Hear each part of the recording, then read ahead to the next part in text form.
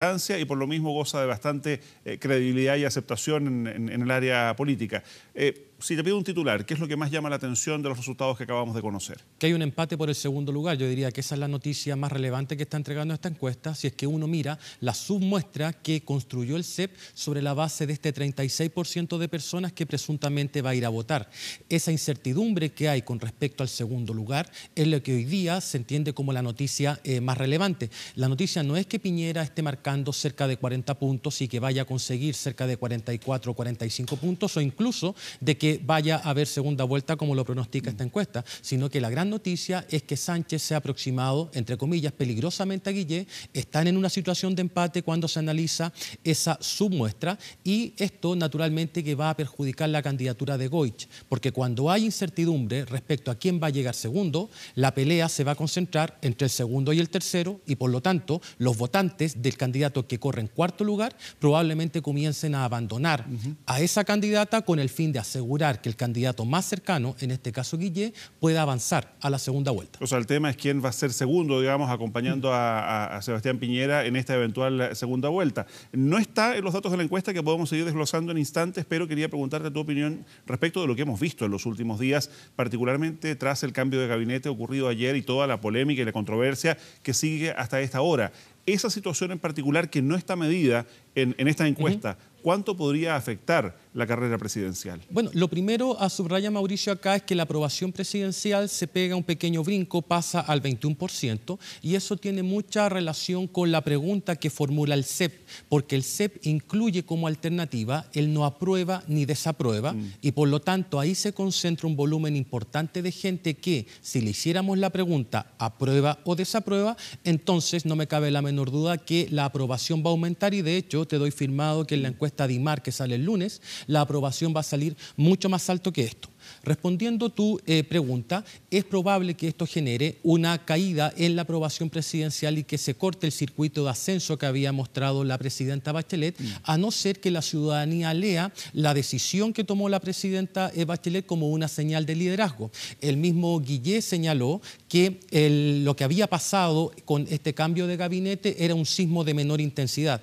La pregunta es qué hubiese pasado si ese sismo hubiese sido de mayor intensidad. Si es que Guillé tiene razón, entonces la aprobación presidencial no debiese ir a la baja, todo lo contrario, debería mantenerse o ir al alza, dado el ciclo. Siempre los presidentes aumentan en los últimos meses de su mandato, y por lo tanto esto podría traer más un problema político o la organización de las campañas, considerando el rol de los partidos, más que un problema propiamente tal del gobierno de la presidenta Bachelet. Ahora, vamos al desglose de las características de los candidatos. Me pareció interesante por de pronto esta medición que hace el Centro de Estudios Públicos de escenarios de segunda vuelta, donde en todas lidera Sebastián Piñera. Son las preguntas que ellos hacen, poniéndolos en una eventual segunda vuelta con Carolina Goich, con Beatriz Sánchez, con Alejandro Guillé, y de ahí se desglosa este escenario prácticamente de empate de Guillé con Sánchez, ¿no? Dejando a una posición bastante más postergada, y lo vemos también en otras preguntas, a Carolina Goich. Piñera ronda el 40%, 39%, hasta 42%. En el caso de Beatriz Sánchez o Alejandro Guillé están entre el 27 y el 31,1%. Exactamente. La segunda vuelta sí que se pronostica como escasamente competitiva, por lo menos de acuerdo a esta encuesta. Y Mauricio, otra cuestión relevante, que esta misma encuesta del CEP el año 2013 pronosticó que Bachelet ganaba de manera cómoda en la primera vuelta presidencial, porque si uno, por ejemplo, descontaba los no sabe, los no contesta y recalculaba sobre la base de las personas que presuntamente iban a votar, la encuesta pronosticaba cerca de un 60% para Bachelet, y Bachelet terminó obteniendo un 46%.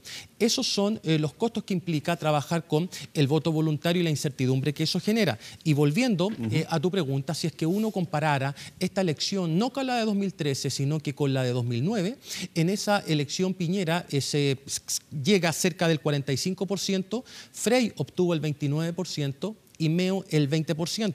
En este caso, la situación es distinta. Piñera estaría con un 40%, si uno lo lleva a base 100 estaría en torno al 44%.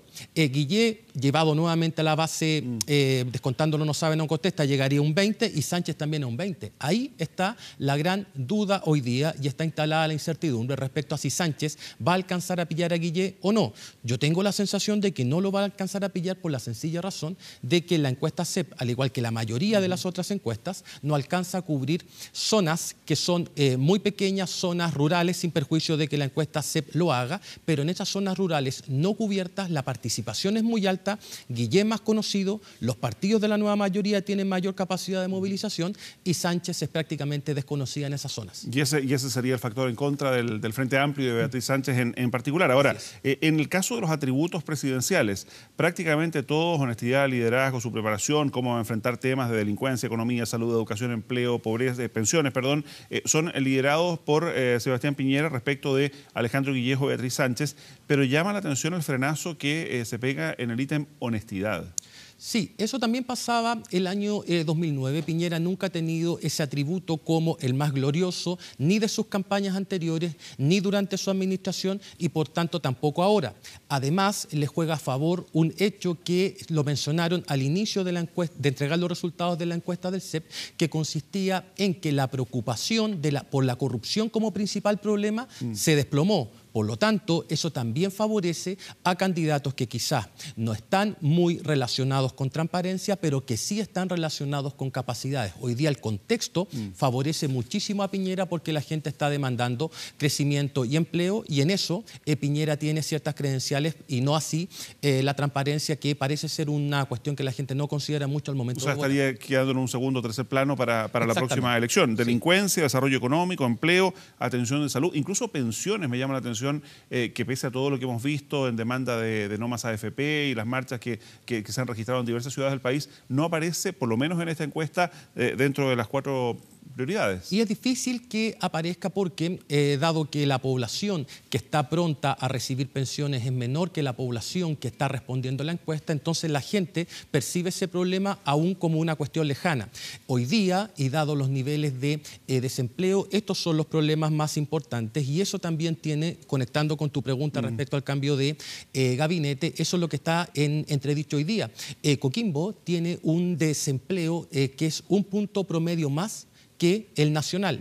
Y por lo tanto, por eso algunos diputados, el mismo Valdés, defendía el proyecto con el fin de atacar precisamente lo que más complicaba a esa región, que es el desempleo, y estas cifras están mostrando que esa percepción por lo menos iba en la dirección correcta. Vamos a las preguntas respecto de el apoyo, respaldo o no respaldo al gobierno. En el manejo de la economía, apenas un 14% de aprobación, un 62% de desaprobación, y cómo la presidenta está conduciendo el gobierno, registra un aumento de 3 puntos, pero sigue estando en el 21% de apoyo y en el 56% de desaprobación.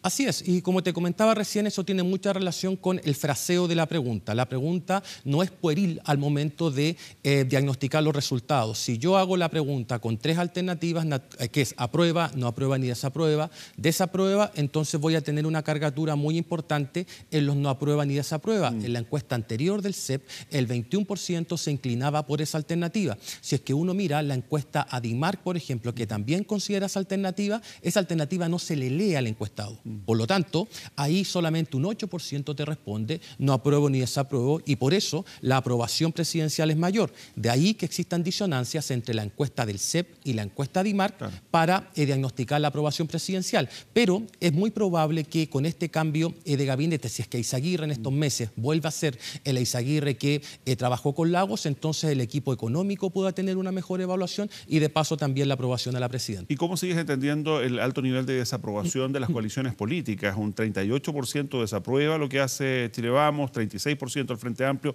46% la nueva mayoría. Sí, en el caso del Frente Amplio, los personajes políticos que más caen en evaluación son precisamente Beatriz Sánchez, Jackson y Boric. Claro, son más conocidos y por eso mismo a lo mejor generan el efecto contrario respecto a que más gente lo conoce y por lo tanto te genera mayores niveles de desaprobación, pero eso coloca, ojo, al Frente Amplio en el mismo conjunto de la nueva mayoría y del Chile Vamos. En el caso, no lo distinguen como una nueva generación, como algo que venga de recambio. Eso se perdió y se perdió no desde hace mucho.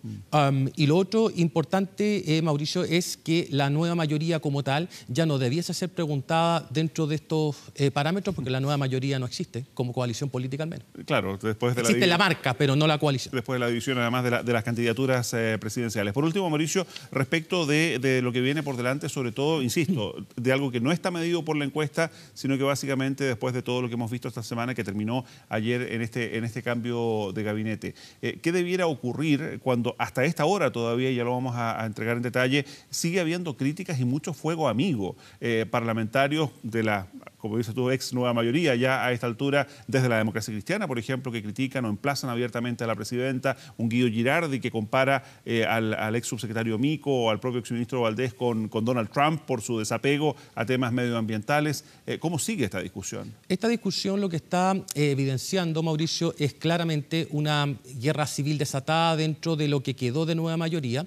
Me da la impresión de que los partidos de la nueva mayoría y el gobierno ya entregaron la elección presidencial y se van a preocupar más de la elección legislativa. Por eso vamos a ver a diputados y senadores mucho más alterados, mucho más con la piel erizada, producto de que ellos están más preocupados de ganar en sus respectivos distritos con el nuevo sistema electoral que de seguir protegiendo al gobierno. Y estas peleas que se están dando son muestra de aquello y por lo tanto el gobierno va a llegar muy debilitado. Me da la impresión de que va a ser el gobierno que va a llegar más debilitado a la próxima presidencial desde el 90 en adelante.